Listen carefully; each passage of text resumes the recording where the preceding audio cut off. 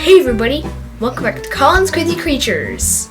I'm here with my Pueblan Milk Snake that I got at the Mid-Atlantic Reptile Expo in Carlisle, PA in March of 2020.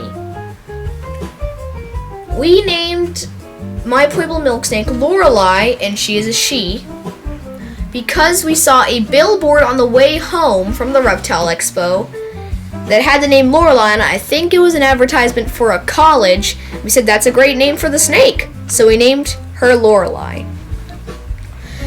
Pueblan milk snakes are from the Puebla region of Mexico, which they get their name from.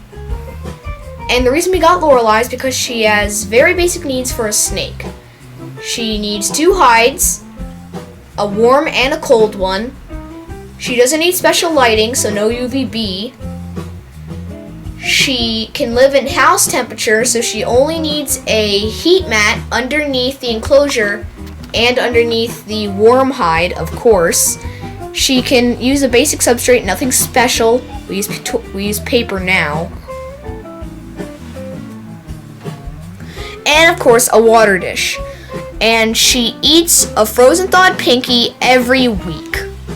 And when we got Lorelei, we thought she was eating frozen thawed Pinkies. But it turns out she was eating live Pinkies, and since we didn't want to feed live Pinkies, I said eat. We transitioned her over to frozen thawed Pinkies using scenting with a snake shed.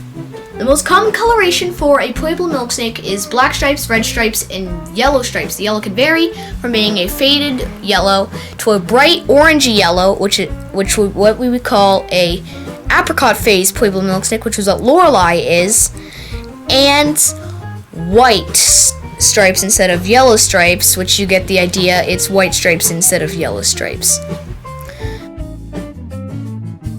Milk snakes and other snakes with this coloration in the wild look like they're mimicking the venomous and highly dangerous coral snake. And the difference between the two is subtle but very distinct. On the milk snake, they have red stripes touching the black stripes, and on the coral snake, it's red stripes touching the yellow stripes. Lorelei doesn't have a perfect stripe pattern. In fact, she has an aberrant stripe, which means not like the rest, and she has a black stripe without the red stripe in the middle. Milk snakes are in the genus Lampropeltis, which means they're related to king snakes. King snakes in the wild eat snakes, which is why they have king in the name.